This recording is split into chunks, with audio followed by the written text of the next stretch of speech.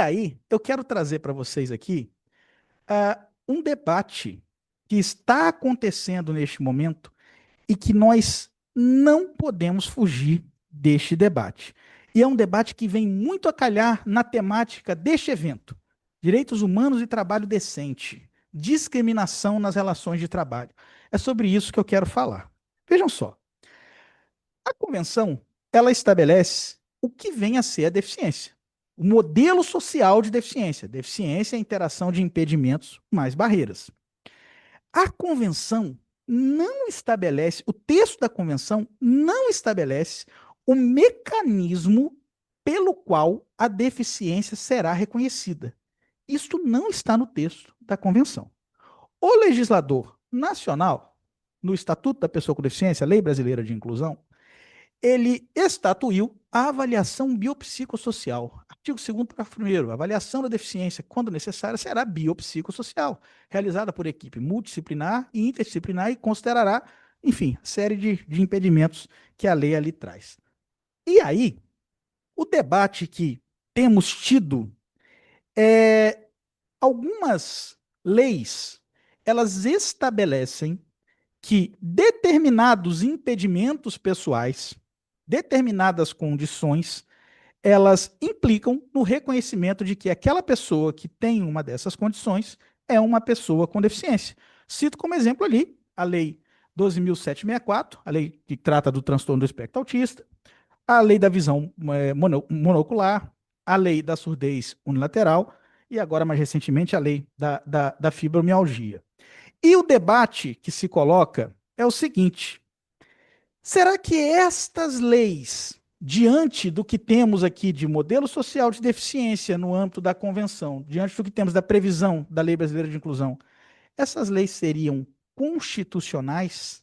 Há uma defesa da inconstitucionalidade dessas leis. E sob qual argumento? Qual que é o parâmetro constitucional? E isso é o mais importante. O parâmetro é a avaliação biopsicossocial ou o modelo social. E aí eu preciso colocar aqui. O parâmetro não pode ser a avaliação biopsicossocial, porque a avaliação biopsicossocial é uma inovação do legislador infraconstitucional. É uma inovação que está na Lei Brasileira de Inclusão. O texto da convenção não traz esta avaliação, não traz a forma de se avaliar a deficiência. Porém, o raciocínio que leva à defesa da inconstitucionalidade dessas leis, ele é um pouco mais complexo. Ele diz da seguinte forma: como a lei ela já traz uma presunção ope legis de que determinados impedimentos seriam enquadrados como deficiência, esta lei está fazendo com que, nesses casos, não haja avaliação biopsicossocial e, consequentemente, isso é uma ofensa ao modelo social estatuído pela Convenção. Porque o modelo social, sim, tem status constitucional. Qualquer lei que tenha por objetivo dizer que deficiência não é interação entre impedimentos pessoais e barreiras socioambientais, sim, é uma lei inconstitucional. Porque o modelo de deficiência do poder constituinte brasileiro, escolhido pelo poder constituinte ao internalizar o texto da convenção, é o modelo social. Então, a defesa da inconstitucionalidade dessas leis é no sentido de que as leis, em tese, violariam o modelo social e, portanto, seriam inconstitucionais. Porque, como eu disse, algumas pessoas, de modo não muito técnico, dizem que as leis violam a Constituição por não preverem a avaliação biopsicossocial. E, como eu disse, o parâmetro não pode ser a avaliação, porque a avaliação não está no texto constitucional. Este é o debate. O debate está nesta pergunta que eu coloquei aqui. A ofensa à Constituição, quando o Poder Legislativo estabelece uma presunção legal, no sentido de que determinados impedimentos pessoais interagem com barreiras socioambientais, de modo a potencialmente obstruir a participação plena e efetiva da pessoa na sociedade em igualdade de condições com as demais pessoas, o debate é este: se o legislador pode estabelecer esta presunção legal. E quais são os parâmetros? Os parâmetros para o debate. Antes dos parâmetros, eu trouxe aqui um exemplo da lei que trata da surdez. Veja que a lei, ela traz claramente que a questão é essa. A questão é de uma presunção legal de que há essa interação, impedimento mais barreiras. considera-se deficiência auditiva a limitação de longo prazo da audição, lateral, total, bilateral, parcial ou total, o qual, em interação com uma ou mais barreiras, obstrui a participação. Portanto, o legislador falou, olha, neste caso aqui, deste impedimento pessoal, este impedimento interage com as barreiras e obstrui a participação. Então, o que o legislador fez foi isso. Então, qual o parâmetro para os parâmetros para a discussão? Primeiro, necessidade de análise individualizada das normas. Não me parece correto que se diga genericamente que todas essas leis são inconstitucionais. Porque não me parece irrazoável que o legislador escolha determinadas condições, determinados impedimentos pessoais que, de per si, é tão evidente a interação com as barreiras que o legislador poderia fazer essa previsão. Isso não me parece irrazoável, mas e daí a necessidade de você analisar individualmente. Neste caso aqui, a lei do autismo, ela é constitucional ou ela não é? A lei da surdez, a lei da visão monocular, ela é constitucional? Não? A análise precisa ser individualizada. Segundo ponto, o sistema de freios e contrapesos. O poder constituinte, ele conferiu poderes, poder legislativo, essa é a sua função. Poder executivo, essa é a sua função. Poder judiciário, essa é a sua função. Mas com um sistema de freios e contrapeso, em que um poder controla o outro. Então, efetivamente, se o poder legislativo edita uma lei inconstitucional, é um corolário do sistema de freios e contrapesos, os controles de constitucionalidade. Tanto o controle difuso de constitucionalidade, em que qualquer juiz pode fazer na análise de seus casos concretos, quanto o controle concentrado de constitucionalidade feito pelo Supremo Tribunal Federal. Então, nós temos que ter isso em mente: o controle difuso e o controle concentrado de constitucionalidade. Estes são os locais adequados para que a constitucionalidade das leis sejam devidamente apreciadas, que é um locus democrático. O controle de constitucionalidade, sobretudo o controle concentrado de constitucionalidade, ele prevê, por exemplo, a participação do amicus curiae, em que a sociedade vai ser chamada a falar, vai ser chamada a contribuir, vai ser chamada ao debate. Porque se presume que a edição das leis é democrática, porque são os eleitos pelo povo que vão editar a lei. Os membros do judiciário não são eleitos pelo povo. No entanto, o elemento democrático está previsto pelo poder constituinte ao estabelecer esses mecanismos de controle de constitucionalidade. A legitimidade democrática eu já falei. O respeito aos poderes constituídos. O poder legislativo é um poder. Da mesma forma que a avaliação biopsicossocial está na Lei Brasileira de Inclusão, porque o poder legislativo exerceu o seu poder e dessa forma colocou, essas leis esparsas que eu menciono também emanam do poder legislativo. Então, primeiro, é preciso considerar a presunção de constitucionalidade de uma lei que está editada. E submissão dos poderes ao Estado do Direito. E este que é o ponto fulcral. Eu tenho visto e tenho ouvido e lido, porque falo muito abertamente sobre autismo nas minhas redes sociais, e muitas pessoas vêm falar comigo sobre situações em que a lei não foi cumprida em ações afirmativas. Uma dessas leis, ou do autismo, ou da visão, da surdez.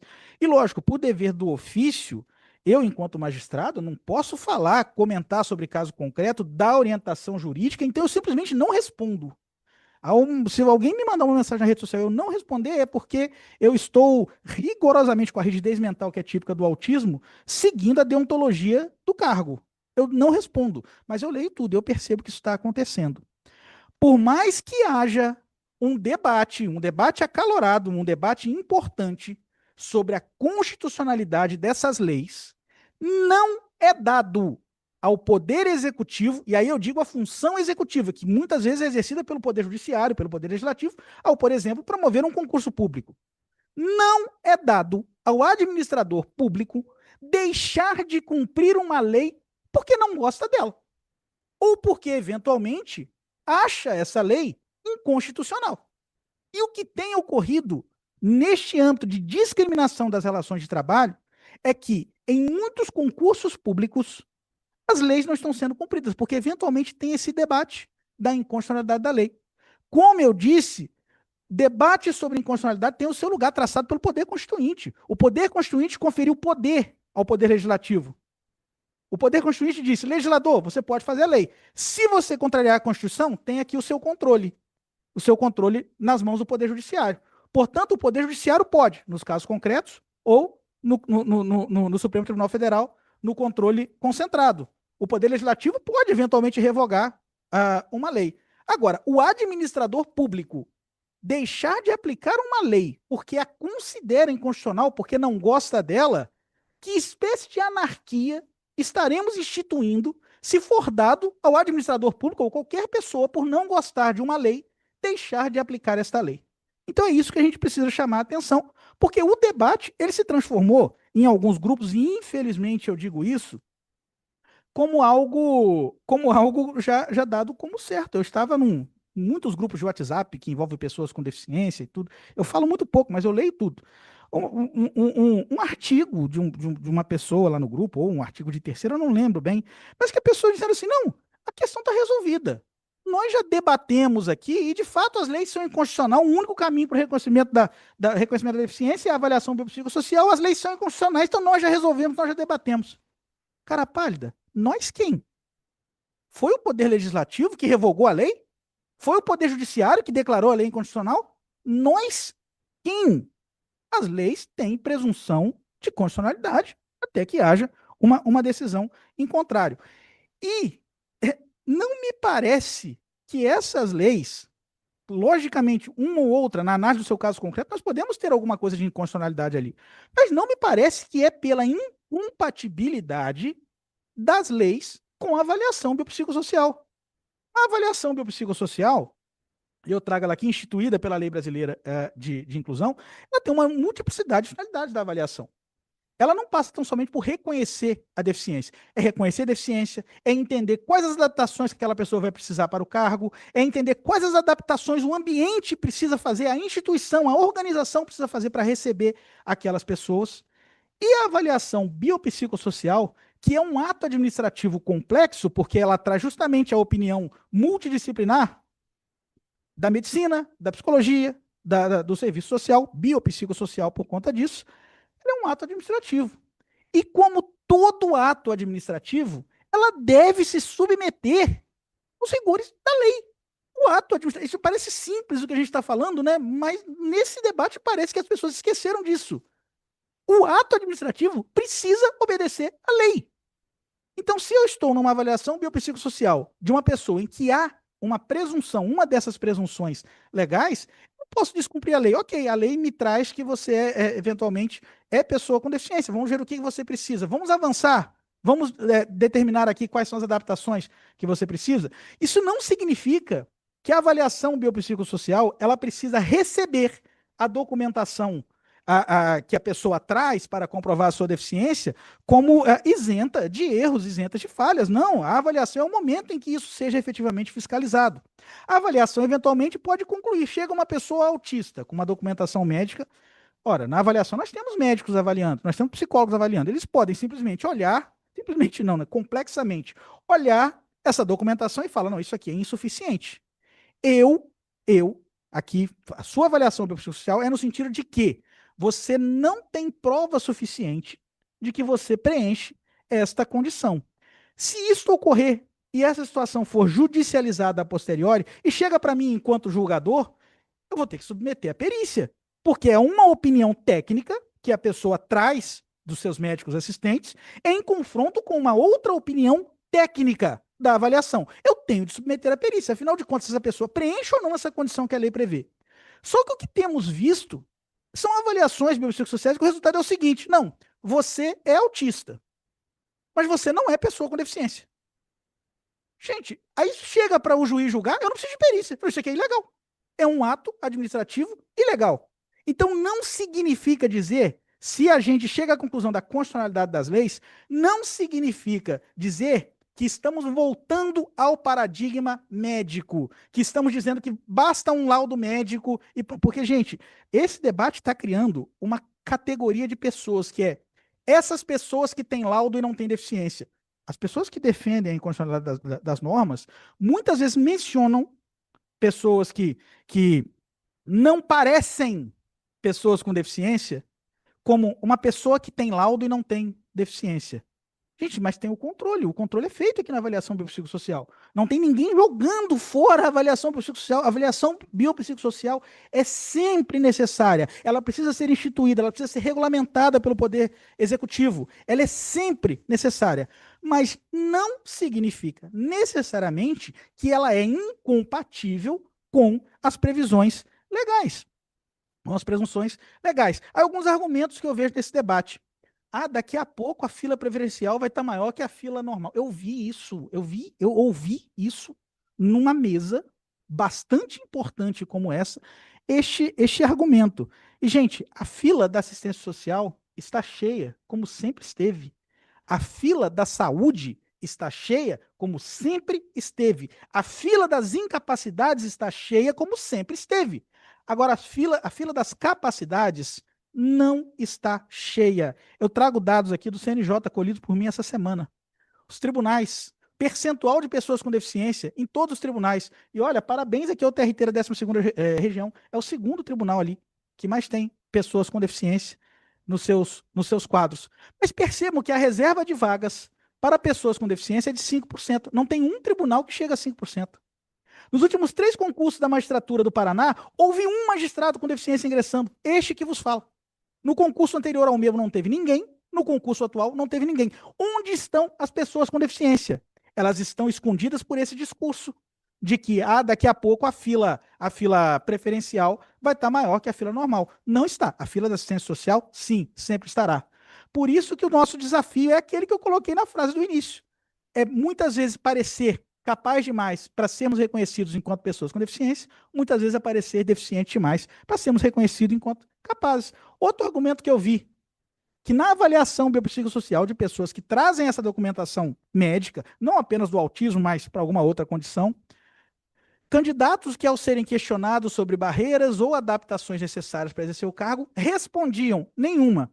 O sujeito chega apavorado depois de passar no concurso público. Aí é feita a seguinte pergunta para ele: você tem alguma barreira para exercer o cargo? Ele vai falar: não, eu consigo exercer o cargo. E aí, por conta disso, a conclusão é que não existe barreira. A conclusão é que essa pessoa não é pessoa com deficiência, pelo simples fato de uma conversa com ele, a análise precisa ser técnica. A análise precisa ser com base na documentação que a pessoa traz. Se a pessoa, se a condição da pessoa, se o impedimento da pessoa guarda uma dessas presunções legais, nada impede que a avaliação biopsicossocial diga: olha, você não tem os níveis de surdez aqui que a lei estabelece, ou você não é autista conforme a lei estabelece. Nada impede. E isso, numa judicialização posterior, será objeto de prova pericial. O que não pode é a avaliação biopsicossocial, enquanto um ato administrativo, decidir descumprir a lei. Sim, já estou terminando. E, portanto, essa é a mensagem que eu deixo para vocês. Este é o nosso sofrimento, de sermos muitas vezes deficientes demais para sermos capazes, ou capazes demais para sermos pessoas com deficiência. E isso, gente, como eu disse, eu não respondo a nenhuma dessas manifestações que me chegam. E, lógico, a grande maioria é de pessoas autistas, porque eu falo sobre autismo nas redes sociais. Mas as pessoas que lá disseram que não tem, não tenho barreira, não, eu quero exercer o cargo ou algo assim, e que eventualmente estão sendo submetidas a esses atos administrativos que não estão observando o direito posto, elas estão falando, como é típico do autismo, como já aconteceu comigo, eu já tive nesta beira, eu já tive a 1 centímetro disso, essas pessoas estão falando em suicídio. É disso que nós estamos falando. É desse tipo de trauma que nós estamos falando. É desse tipo de discriminação nas relações de trabalho que nós estamos falando aqui. Nós não estamos preocupados com o tamanho da fila preferencial ou da fila normal. Não. Aqueles 5% de vagas da pessoa com deficiência, e isso é outra coisa que eu li no artigo essa semana. Não, porque nós temos que controlar isso melhor, porque senão acaba prejudicando o direito de pessoas da ampla concorrência. Não, gente. Essa vaga não é sua nem por 1 minuto. Essa vaga é das pessoas com deficiência. Se são 5 vagas, nós queremos ter 15 pessoas com deficiência disputando. E aí a pessoa que estiver mais bem preparada vai ingressar. O que nós não podemos é ter essa sobra de vagas, que a gente acontece com grande frequência por conta desse discurso, que é um discurso excludente. É um discurso que exclui. E veja, gente, este erro é cometido em várias instâncias, e aqui eu chamo a atenção que recentemente, e eu falo com isso com uma enorme tristeza, recentemente foi publicado, o CNJ divulgou e editou um manual sobre atendimento de pessoas autistas no Poder Judiciário. Nós temos uma lei que se chama Política Nacional de Atendimento à Pessoa com Transtorno do Espectro Autista, que diz em seu artigo 2º que a pessoa com transtorno do espectro autista é a pessoa com deficiência. O manual não fala dessa lei. Um manual para orientar sobre atendimento a pessoas autistas não fala da lei que se chama Política Nacional do Direito das Pessoas com Transtorno do Espectro Autista.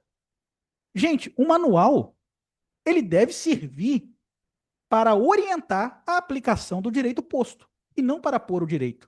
Se eventualmente o que motivou isso foi esta crença da inconstitucionalidade desta lei ou das outras leis, pelo menos o debate tinha que estar no manual. Ó, existe esta lei aqui, ela é questionada por diversas pessoas quanto à constitucionalidade, isso.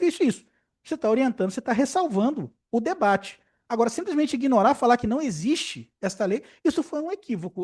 O manual data máxima vênia, a crítica acadêmica é algo que me cabe, data máxima vênia, o manual está equivocado, está no mínimo incompleto. E muito por conta deste debate, que é um debate que está longe de ser concluído, e infelizmente, muitas pessoas estão dando esse debate como concluído, o que está motivando essa série de atos administrativos ilegais, que descumprem a lei, que desconsideram a lei e que com isso promovem exatamente o contrário do que estamos pregando aqui hoje neste evento. Promovem a exclusão, promovem uma discriminação nas relações de trabalho. Muito obrigado, gente.